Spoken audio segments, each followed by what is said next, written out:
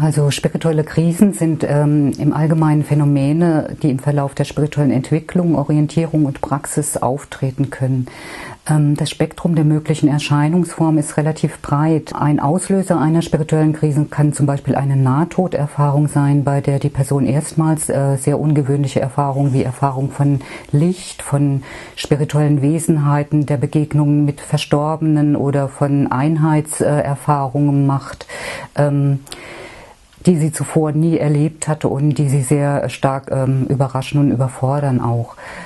Derartige Erfahrungen können zu einer ganz starken psychischen Instabilität führen, weil sie auch das bisherige Weltbild und Selbstbild einer Person massiv erschüttern können. Und oftmals münden solche Prozesse in einen lang andauernden Suchprozess nach einer für die Person stimmigen Erklärung ihrer Erfahrungen.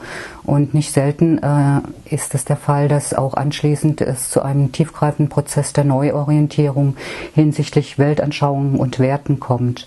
Es kann hier zur Aufgabe des Therapeuten werden, diesen Klienten und Patienten bei der Integration dieser ungewöhnlichen Erfahrungen zu unterstützen und auch bei diesem anschließenden Prozess der Neuorientierung und Neuausrichtung.